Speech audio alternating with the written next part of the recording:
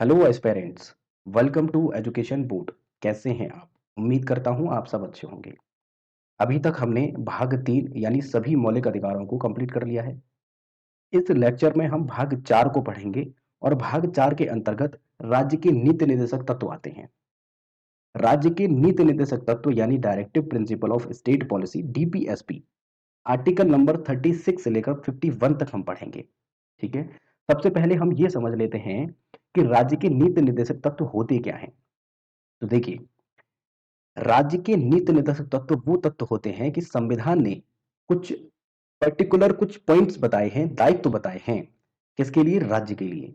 कि राज्य उनके लिए कानून बनाए और उन सभी व्यवस्थाओं को लागू करे, जिससे कि एक कल्याणकारी राज्य बन सके। बात समझ रहे हैं?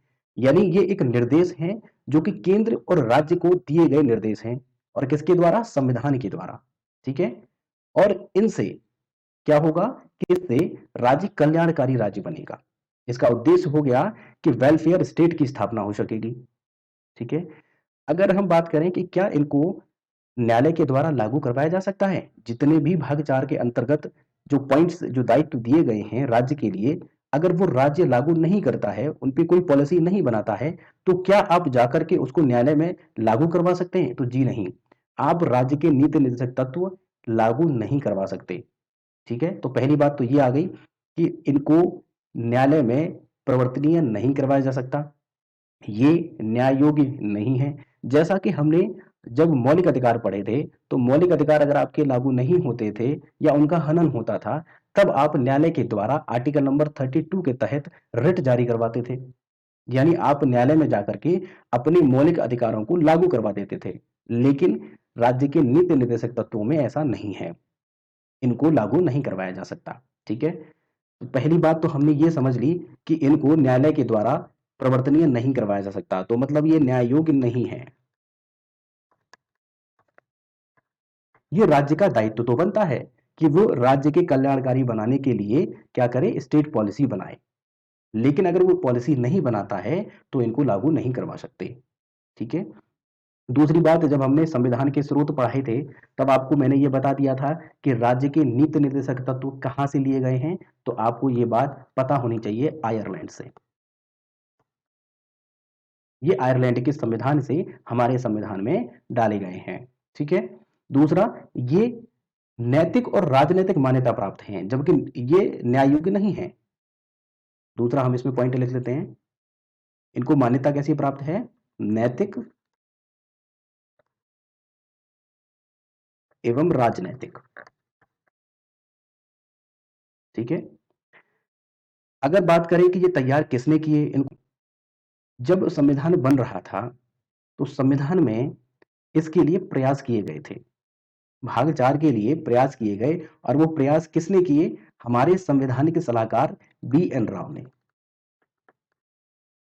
तो यहां पर लिख लेंगे कि प्रयास किसने किए हैं इसके लिए? बी एन राव ने। आपको बी एन राव के बारे में पता होना चाहिए कि इन्होंने हमारे संविधान का पहला प्रारूप बनाया था और प्रारूप में कितने भाग थे, कितने अनुच्छेद थे, ये मैंने आपको प्रॉपर बताया है लास्ट लेक्चर्स में। इसके बाद आपको ये भी पता होना चाहिए कि संविधान के लिए प्रारूप दूसरा बनाया गया था, जो कि डॉक्टर भीमराव अंबेडकर ने बनाया था। और फाइनली जब हमारा संविधान लागू हुआ तो उसमें कुछ परिवर्तन किए गए और फाइनली हमारे 8 शेड्यूल्स के साथ में संविधान को लागू किया गया। ठीक है। जबकि जब डॉक्टर भीमराव अंबेडकर ने जो बनाया था उसमें व्यवस्था कुछ और थी। अगर आपने वो लेक्चर नहीं देखा है तो आप पहले उसको समझ लीजिएगा। आई थिंक वो 5वां या 6ठा लेक्चर होगा, आप एक बार चेक करिएगा। ठीक है। तो आपको ये पता चल पाएगा कि पहला जो ड्राफ्ट बनाया वो किसने बनाया, सेकंड किसने बनाया और फाइनली जो ड्राफ्ट बनकर तैयार हुआ वो क्या व्यवस्था उसमें रही। ठीक है। बी एन राव के प्रयास से तो हमारे संविधान में राज्य के नीति निर्देशक तत्व जोड़े गए, लेकिन इनको तैयार किया था किसने? तेज बहादुर सप्रू ने। तेज बहादुर सप्रू इन्होंने शामिल किया। ठीक है। इतनी बात हमने यहां पर समझ ली है। अब हम चलते हैं आर्टिकल्स की तरफ कि आर्टिकल्स में क्या दिया हुआ है। आपने ये समझ लिया कि राज्य के नीति निर्देशक तत्व क्या हैं। अभी जब आप आर्टिकल्स देखेंगे तो और आपको प्रॉपर तरीके से समझ में आ जाएगा कि राज्य के नीति निर्देशक तत्व एक्चुअली क्या क्या दिए गए हैं। वो आर्टिकल्स वाइज हैं। ठीक है। तो हम आर्टिकल नंबर 36 पढ़ते हैं और 36 में दिया गया है राज्य की परिभाषा।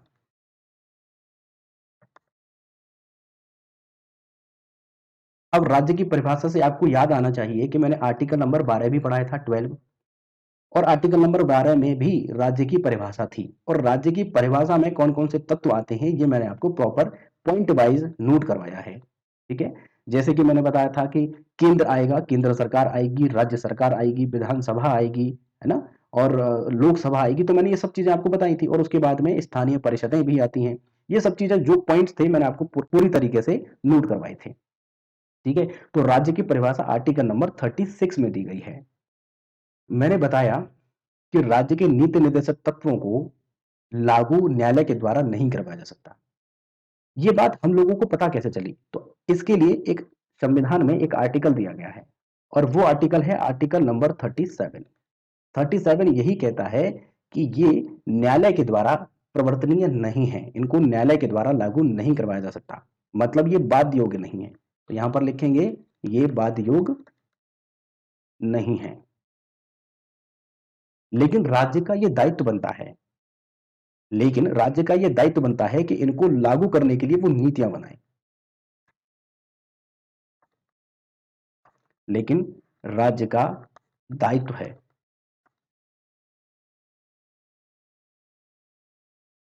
कि वह इनके लिए नीतियां बनाए और इनको मतलब लागू कराने का प्रयास करे। ठीक है, और ये न्यायालय में क्या है? बाध्य योग्य नहीं है।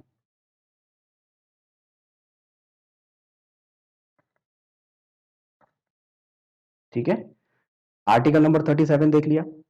जब हमने आपको प्रस्तावना पढ़ाई थी, और प्रस्तावना में मैंने आपको बताया था कि हमें 3 प्रकार के न्याय दिए गए हैं, यानी पहला बताया था सामाजिक न्याय, दूसरा बताया था आर्थिक न्याय, और तीसरा बताया था राजनैतिक न्याय। ये 3 प्रकार के न्याय हमारी प्रस्तावना में दिए गए हैं। अब देखिए यहां पर क्वेश्चन आपसे कैसे पूछेगा? वो पूछेगा कि क्या आपके मौलिक अधिकारों में सामाजिक न्याय की व्यवस्था है? तो जी नहीं, आपके मौलिक अधिकारों में सामाजिक न्याय नहीं दिया गया। आपने मौलिक अधिकार पढ़े हैं? आपने मौलिक अधिकारों में कहीं भी सामाजिक न्याय पढ़ा था? नहीं। क्या राजनीतिक न्याय संविधान में मौलिक अधिकारों में दिया गया है? नहीं। क्या आर्थिक न्याय दिया गया है? नहीं। इनमें से कोई सा भी न्याय आपके मौलिक अधिकारों में नहीं दिया गया। ठीक है, लेकिन ये राज्य के नीति निर्देशक तत्वों में दिया गया है, और उसके लिए बनाया गया है आर्टिकल नंबर 38। तो 38 में क्या कहा गया है कि राज्य लोक कल्याण के लिए, लोक कल्याण के लिए सामाजिक व्यवस्था बनाएगा, जिससे नागरिक को क्या मिल सके? जिससे नागरिक को क्या मिल सके? सामाजिक, आर्थिक और राजनीतिक न्याय मिल सके। सामाजिक, आर्थिक और राजनीतिक न्याय मिल सके।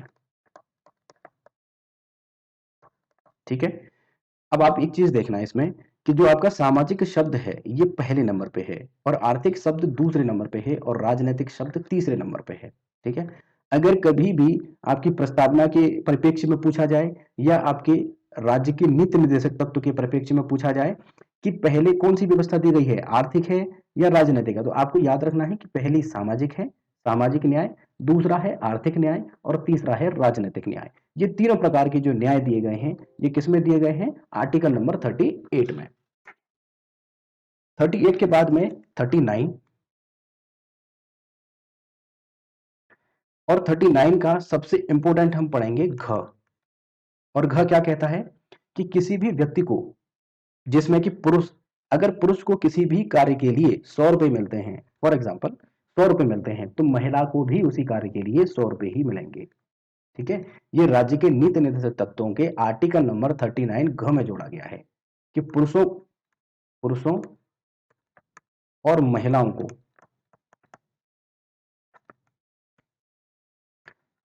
समान वेतन, किसके लिए? समान कार्य के लिए। ठीक है, समान कार्य के लिए समान वेतन मिलेगा महिलाओं को और पुरुषों को। ठीक है, ठीक है, इसके बाद में आर्टिकल नंबर 40, आर्टिकल नंबर 40, ग्राम पंचायतों का गठन।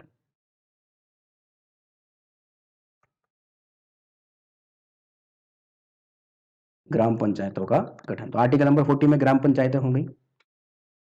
उसके बाद 41 कि कुछ दशाओं में काम, शिक्षा और लोक सहायता पाने का अधिकार। कुछ दशाओं में काम, शिक्षा व लोक सहायता पाने का अधिकार। और देखिए, इसी के वजह से आर्टिकल नंबर 41 की वजह से हमारे देश में कई सारे एक्ट्स बनाए गए हैं, ठीक है। और केंद्र ने भी वो एक्ट बनाए हैं और कुछ राज्यों ने भी बनाए हैं, ठीक है। और वो एक्ट कौन कौन से हैं, जैसे आपने कभी सुना हो न्यूनतम मजदूरी अधिनियम, ये बनाया। एक आपने सुना होगा स्वर्ण जयंती ग्राम रोजगार योजना, 1999 में बनाई गई थी। आर्टिकल नंबर 41 का ही प्रभाव है। जवाहरलाल रोजगार गारंटी योजना, ये भी आर्टिकल नंबर 41 का ही प्रभाव था। महात्मा गांधी ग्रामीण रोजगार योजना 2005 में बनाई गई थी, ये आपको बहुत अच्छे से याद होनी चाहिए। तो कौन सी?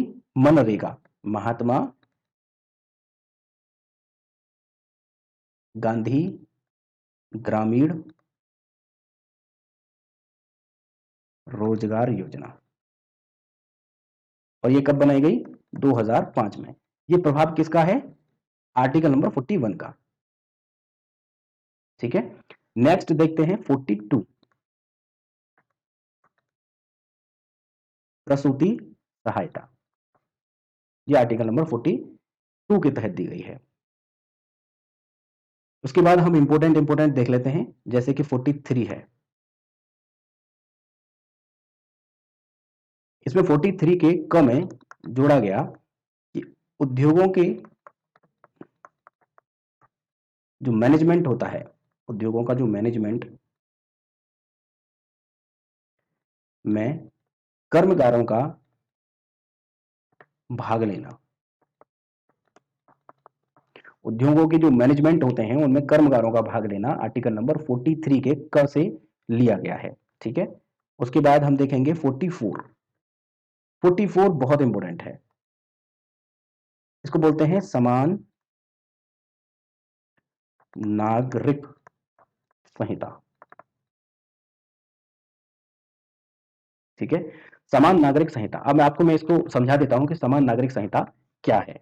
देखिए, हमारे देश में क्या होता है कि जो विभिन्न धर्म हैं और विभिन्न धर्मों ने क्या किया हुआ है कि अपने लिए एक विशेष क्या बना रखा है, धार्मिक कानून बना रखा है, जिसके तहत क्या करते हैं वो कि वहां पर जैसे उनका शादी करने का प्रोसीजर है वो अलग है। जैसे कि हिंदू धर्म में शादी करने का क्या है कि वो एक ही व्यक्ति से शादी कर सकता है, महिला या पुरुष, ठीक है। लेकिन अगर आप मुस्लिम धर्म की बात करें कि आप एक से ज्यादा शादियां कर सकते हैं, बात समझ रहे हैं, एक से ज्यादा शादियां कर सकते हैं। तो ये राज्य का दायित्व बनता है कि वो आर्टिकल नंबर 44 के तहत समान नागरिकता संहिता लागू करे।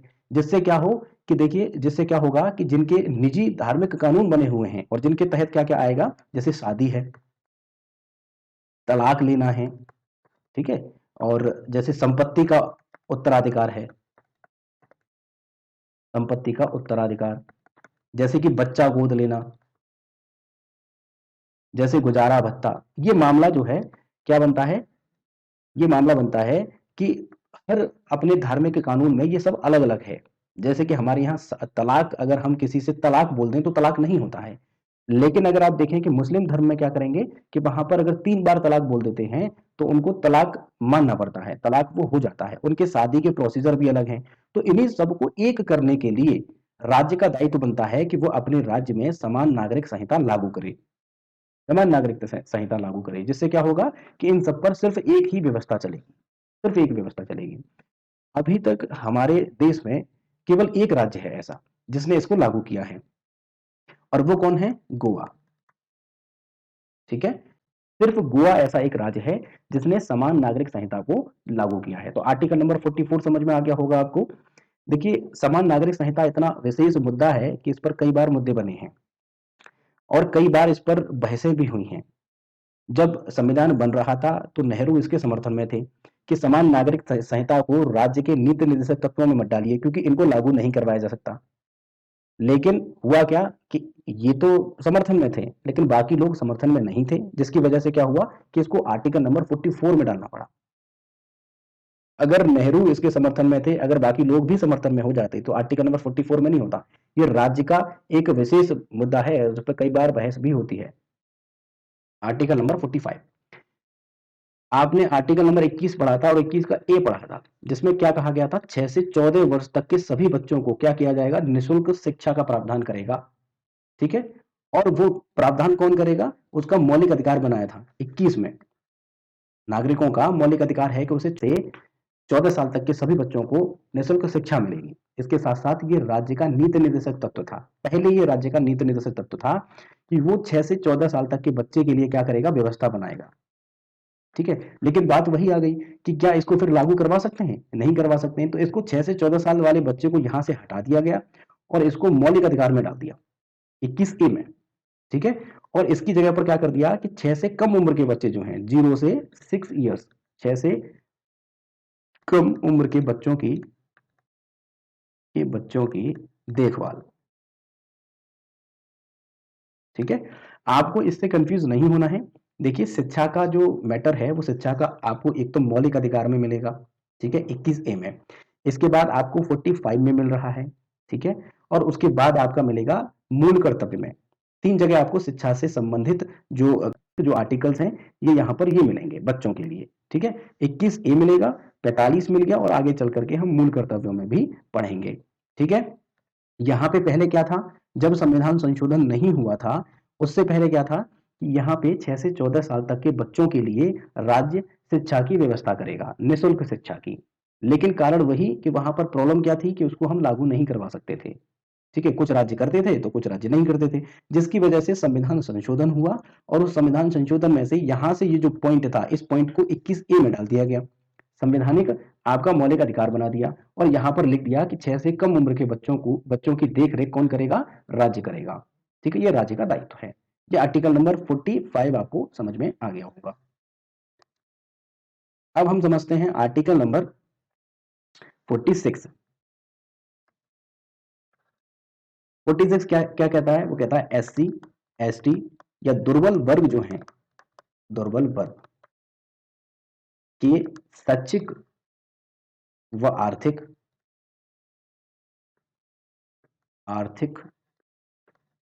हितों का ध्यान रखेगा। राज्य क्या करेगा, वो SC ST और दुर्बल वर्गों के शैक्षिक और आर्थिक हितों का ध्यान रखेगा। 46 हो गया। 47 देखिए, 47 में कहा गया है कि नशीले पदार्थों के उपभोग पर प्रतिबंध। ठीक है, जैसे इसी के लिए क्या किया गया, एक एक्ट बनाया गया, मिड डे मील परियोजना।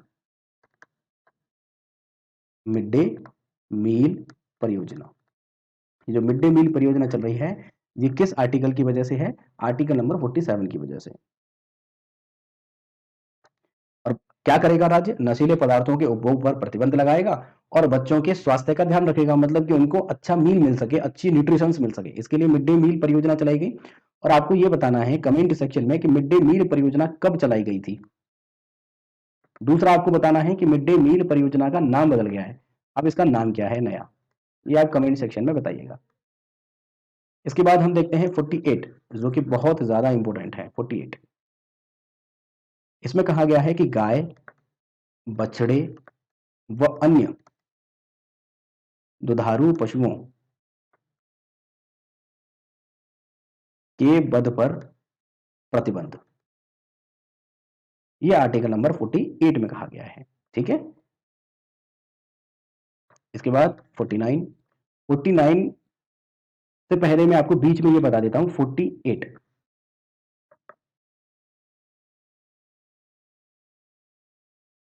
इसके बाद हम 48 का क पढ़ेंगे, क 48 का क। और देखिए क में क्या कहा गया कि पर्यावरण, वन और वन्य जीवों की रक्षा, पर्यावरण, वन और वन्य जीवों की रक्षा। कौन करेगा? राज्य करेगा। ठीक है, इसी के कारण आर्टिकल नंबर 48 के क के कारण एक एक्ट बनाया गया और वो एक्ट था वन्य जीव संरक्षण अधिनियम 1972। वन्य जीव संरक्षण अधिनियम 1972, ये 72 में बनाया गया था। काफी इंपॉर्टेंट आपका एक्ट है, इसको आप याद रखिएगा। अक्सर एग्जाम्स में ईवीएस में भी पूछा जाता है ये, और आपका यहाँ पे संविधान में भी पूछा जाता है। ठीक है, तो आप इसको याद रखेंगे। 48 हमने समझ लिया। इसके बाद 49, 49 में कहा गया कि जो राष्ट्रीय महत्व के कलात्मक, मतलब समझते हैं ऐतिहासिक स्मारक, या समझ लीजिए वस्तु समझ लीजिए, जो ऐतिहासिक वस्तुएं हैं का संरक्षण करना, ऐतिहासिक स्मारक हो या वस्तुएं हैं उनका संरक्षण करना, यह आर्टिकल नंबर 49 में आता है। अब आप समझेंगे 50 भी मोस्ट इंपोर्टेंट है। आर्टिकल नंबर 50 में क्या कहा गया है कि देखिए, कार्यपालिका और न्यायपालिका ये दोनों बिल्कुल अलग अलग हैं और इनका आपसी कोई संबंध नहीं होता है। और यही बात आर्टिकल नंबर 50 में कही गई है कि राज्य का यह दायित्व बनता है कि वह कार्यपालिका से न्यायपालिका का पृथक्करण रखे। कार्यपालिका का न्यायपालिका से पृथक्करण अक्सर पूछ लेते हैं इसको। ठीक है, इसलिए आप इसको याद रखेंगे। आर्टिकल नंबर 51 और राज्य के नीति निर्देशक तत्व का सबसे आखिरी आर्टिकल है ये। ठीक है, आर्टिकल नंबर 51 में कहा गया अंतरराष्ट्रीय शांति, अंतरराष्ट्रीय शांति और सुरक्षा की, शांति और सुरक्षा की व्यवस्था कौन करेगा? राज्य करेगा। जैसे कि आपने पढ़ा हो बात, ये हमारा देश आजाद होने की, संविधान लागू होने के बहुत बाद की बात है, जब एक पंचशील एक योजना सिद्धांत जिसको कहते हैं, पंचशील सिद्धांत, मैं आपको जब इतिहास बताऊंगा तो उसमें पूरी चीजें आपको बताऊंगा। ये सब बात की हैं जब हमारा संविधान पूरी तरीके से लागू हो जाता है और देश में जवाहरलाल नेहरू की सरकार चल रही होती है, उस समय पर एक पंचशील सिद्धांत था, पंचशील सिद्धांत। और पंचशील सिद्धांत जो है इसी पे बेस्ड था, आर्टिकल नंबर 51 पे। अच्छा, इसमें एक बात और याद रखेंगे कि आर्टिकल नंबर 51 जो कि ये कहता है अंतरराष्ट्रीय शांति, यह एकमात्र ऐसा आर्टिकल है जिसमें अंतरराष्ट्रीय शांति की बात कही गई है।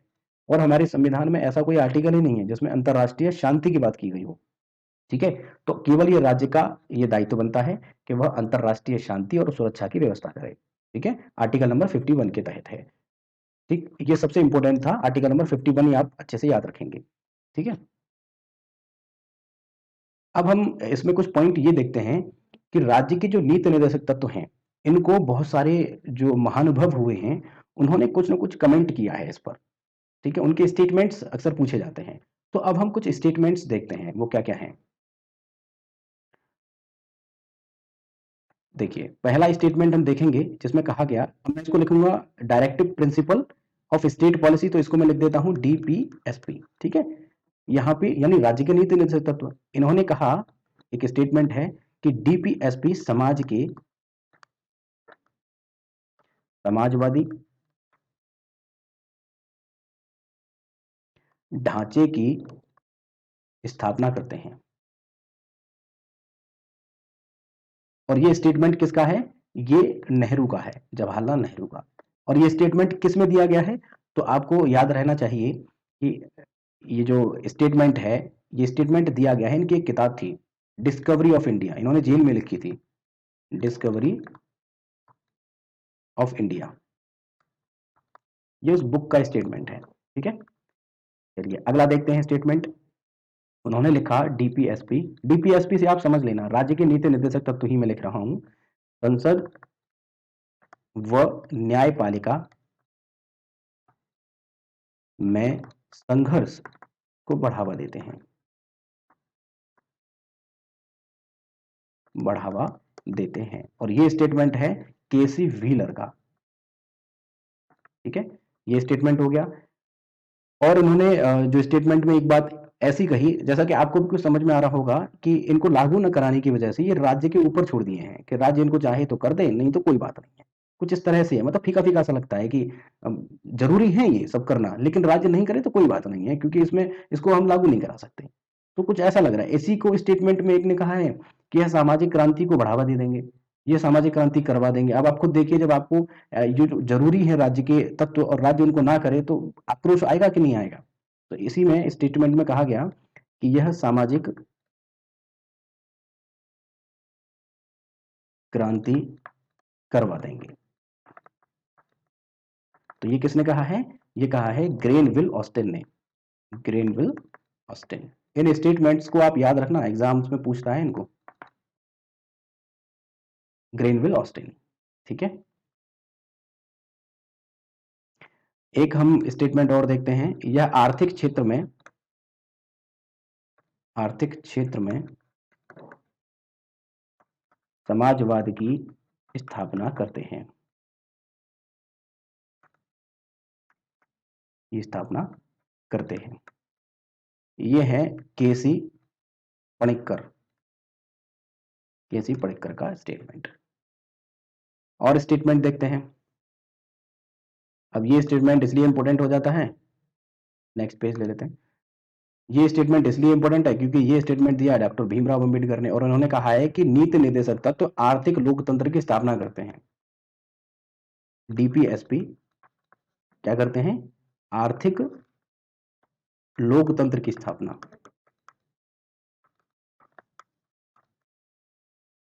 ये इंपॉर्टेंट इसलिए है क्योंकि इसमें जो स्टेटमेंट है ये दिया है डॉक्टर भीमराव अंबेडकर ने, ठीक है। इसके बाद आप खुद देखिए, ये नीति निर्देशक तत्व तो बना तो दिए हैं, लेकिन ये राज्य पे छोड़ दिए हैं कि आप करो ना करो, ये आपकी मर्जी है। तो इसी का स्टेटमेंट दिया है, यह एक ऐसा चेक है जिसका भुगतान बैंक की इच्छा पर निर्भर करता है। यह एक ऐसा चेक है जिसका भुगतान बैंक की इच्छा पर निर्भर करता है, ठीक है। और ये याद रखेंगे, यह है प्रोफेसर केटी साहा। प्रोफेसर केटी साहा का ये स्टेटमेंट है और ये स्टेटमेंट बहुत पूछा गया है। एक स्टेटमेंट और देखते हैं। नीति निर्देशक तत्व डीपीएसपी नागरिकों के प्रति राज्य का सकारात्मक दायित्व है। देखिए, दायित्व तो है और वो भी सकारात्मक ही है, लेकिन लागू हो तब ना। और बहुत सारे एक्ट्स भी बनाए गए हैं इसके लिए, और ये स्टेटमेंट है पायली का, ठीक है। ये हमने समझ लिया। मैंने आपको ये भी बता दिया कि बहुत सारे एक्ट्स भी बनाए गए हैं, जैसे कि न्यूनतम मजदूरी अधिनियम है, 1948 में बना था ये, और ये आर्टिकल नंबर 39 का प्रभाव रहा है। इसके अलावा नीति आयोग की स्थापना जो हुई है, ये भी आर्टिकल नंबर 38 का, नीति आयोग की जो स्थापना है आर्टिकल नंबर 38 का क्या रहा है? प्रभाव रहा है। इस वजह से ये बना है, ठीक है। और मनरेगा भी है, 2005 में मनरेगा बनी।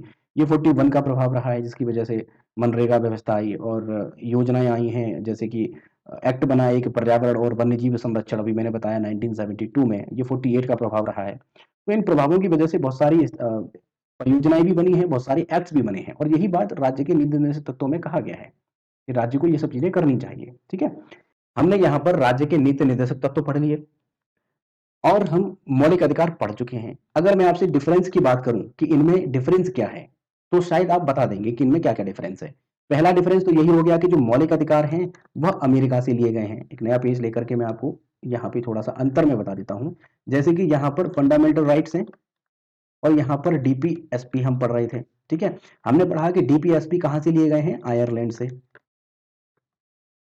और जो फंडामेंटल राइट्स हैं, वो कहाँ से लिए गए थे? अमेरिका से। ये तो आप बता देंगे, कोई दिक्कत नहीं। मैंने बताया कि फंडामेंटल राइट्स जो हैं वो न्यायालय के द्वारा क्या करवाए जा सकते हैं? लागू करवाए जा सकते हैं। तो इनको लागू करवा सकते हैं, न्यायालय के द्वारा लागू करवा सकते हैं। जबकि डीपीएसपी को लागू करवा सकते हैं? नहीं करवा सकते, ठीक है।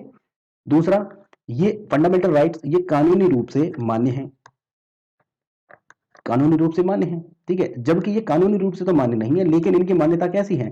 नैतिक और राजनैतिक। ठीक है, इनको मान्यता ऐसी है। दूसरा, फंडामेंटल राइट्स के लिए कोई भी कानून बनाने की आवश्यकता नहीं है, ये ऑटोमेटिक लागू रहते हैं। इनके लिए कोई भी कानून बनाने की जरूरत है? कानून बनाने की जरूरत है कि नहीं? बिल्कुल नहीं है, ऑटोमेटिक लागू रहते हैं। लेकिन इनको लागू करने के लिए कानून बनाने की जरूरत पड़ती है। ठीक है, इसमें कानून बनाने की जरूरत पड़ती है। ठीक है, अगर आप देखिए फंडामेंटल राइट्स आपको दिए गए हैं, एक मनुष्य को दिए गए हैं, तो ये राज्य के तो विरुद्ध हो गए ना, क्योंकि राज्य को कुछ कामों को करने से रोका जाता है। इसीलिए इनकी प्रवृत्ति कैसी हो गई? नेगेटिव, राज्य के लिए नेगेटिव। ठीक है, क्योंकि राज्य को ये कुछ मुद्दों पर काम करने से रोकते हैं, इसलिए ये नेगेटिव हो गए राज्य के परिप्रेक्ष्य में।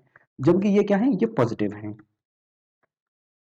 ठीक है, पॉजिटिव, ये पॉजिटिव है, क्योंकि राज्य को कुछ मुद्दों पर इनकी आवश्यकता पड़ती है, इसलिए ये पॉजिटिव है। ठीक है, अगर कोई भी कानून बनाया जाता है और उस कानून में अगर लगता है कि फंडामेंटल राइट्स जो है किसी के ब्रीच हो रहे हैं, ठीक है, तो न्यायालय क्या करता है? उसको शून्य घोषित कर देता है। ये मैंने आपको फंडामेंटल राइट्स में बहुत अच्छे से बता दिया है, बट मैं यहाँ पर थोड़ा सा इसका डिफरेंस आपको बता रहा हूँ। ठीक है, तो इसको क्या करता है? न्यायालय न्यायिक पुनरावलोकन करता है, जुडिशियल रिव्यू करता है और इसको शून्य घोषित कर देता है। लेकिन डीपीएसबी का उल्लंघन करने वाला कोई कानून अगर है, ठीक है, तो न्यायालय क्या कर सकता है? उसको शून्य घोषित नहीं कर सकता। ये भी बेसिक डिफरेंस है। बात समझ में आ गई आपको? अगर हम देखें फंडामेंटल राइट्स जो हैं, वो आपके फंडामेंटल राइट्स या आपके पड़ोसी के फंडामेंटल राइट, तो ये व्यक्तिगत हो गए कि नहीं हो गए? तो ये व्यक्तिगत कल्याण के लिए प्रोत्साहन देते हैं फंडामेंटल राइट्स, व्यक्तिगत। ठीक है, लेकिन ये कैसे हैं? ये सामाजिक हैं। समुदाय कह लीजिए, सामाजिक कह लीजिए, सामाजिक है। समुदाय, समुदाय के कल्याण के लिए जरूरी है। अगर ये कोई नीति बनती है तो सिर्फ एक आदमी के लिए नहीं बनती, ये एक पूरे समाज के लिए बनती है, एक समुदाय के लिए बनती है। इसलिए ये व्यक्तिगत हो गए और ये सामुदायिक हो गए। ठीक है, समान नागरिक संहिता मैंने आपको समझा दी है। समान नागरिक संहिता क्या थी? समान नागरिक संहिता सिर्फ अभी तक एक ही राज्य में लागू है और वो राज्य है कौन सा? गोवा। ठीक है, आप ये याद रखना कि गोवा में जो समान नागरिक संहिता है, उसका नाम समान नागरिक संहिता नहीं है। वहां पर है Goa family law, Goa family law. ठीक है, यही है समान नागरिक संहिता। ठीक है, समान नागरिक संहिता से संबंधित एक मामला हुआ था और वो मामला था मोहम्मद अहमद खान बनाम शाहबानो बेगम। इस केस में क्या हुआ था कि अहमद खान ने अपनी पत्नी यानी शाहबानो बेगम को क्या दे दिया? तलाक दे दिया। और वो तलाक कैसा था? 3 बार तलाक बोल करके, तलाक तलाक तलाक, और वो तलाक हो गया। इस तलाक हो जाने के कारण इनकी पत्नी यानी शाहबानो बेगम ने क्या किया? न्यायालय में अपील की। न्यायालय में केस चला। न्यायालय में केस चलने के बाद गुजारे भत्ते की बात हुई। क्योंकि आपको बताया मैंने कि बहुत सारे धार्मिक नीतियों के कारण कुछ कानून अलग अलग हैं, जिनमें शादियां, जिनमें बच्चा गोद लेना, जिनमें तलाक, इन सब की व्यवस्थाएं अलग अलग हैं। तो मुस्लिम लॉ में ये कहा गया कि उनकी नीतियां अलग हैं, जिसकी वजह से वहां पर तलाक मान लिया गया। अब ये तलाक गैर कानूनी अब बन गया है। उस समय पर जब इस पर बहस हुई तो सुप्रीम कोर्ट ने संसद को बोला 1985 में, और उसको आदेश दिया गया कि वो समान नागरिकता संहिता बनाए। ठीक है, लेकिन उस समय पे सरकार चल रही थी राजीव गांधी की, और राजीव गांधी की सरकार चल रही थी, जिसकी वजह से क्या हुआ कि वहां पर विरोध होने लगा। अल्पसंख्यकों के दबाव के कारण वो इस समान नागरिकता संहिता को लागू नहीं करवा पाए। बात समझ रहे हैं? इसीलिए आज केवल एक ही राज्य में लागू है ये। अगर ऐसा होता कि राजीव गांधी अगर उस टाइम पर तैयार हो जाते और राजीव गांधी पर ऐसा कोई दबाव नहीं होता, अल्पसंख्यकों का ऐसा कोई दबाव नहीं होता, तो पूरे देश में समान नागरिक संहिता होती, जिसका फायदा कहीं ना कहीं सभी को मिलता है। एक जैसा कानून अगर इन पक्षों को लेकर है तो वो बहुत अच्छी बात है, एक राज्य के लिए या एक व्यक्ति विशेष के लिए। ठीक है, फंडामेंटल राइट्स और डीपीएसपी में अंतर समझ लिया है, डीपीएसपी कंप्लीट कर लिए हैं। आई होप आपको बहुत अच्छे से समझ में भी आ गया होगा। फिर भी अगर आपका कोई डाउट है आप कमेंट सेक्शन में बताइएगा। अगर आपको लेक्चर समझ में आ रहा है, कुछ भी सीखने को मिल रहा है, तो इसको शेयर करिएगा, और अगर आप चैनल पर नए हैं तो इसको सब्सक्राइब करिएगा। बाकी अब हम मिलेंगे नेक्स्ट लेक्चर में, और नेक्स्ट लेक्चर में जो संविधान में भाग नया जोड़ा गया, जैसे कि अभी हमने संविधान का भाग 4 पढ़ा है, इसके बाद एक संविधान का भाग 4 क जोड़ा गया यानी 4A जोड़ा गया, उसको पढ़ेंगे जिसमें मूल कर्तव्य दिए गए हैं और आप लोगों के क्या-क्या कर्तव्य होने चाहिए, ये संविधान में मेंशन किया गया है। इसी के बारे में हम नेक्स्ट लेक्चर में चर्चा करेंगे। तब तक के लिए बाय।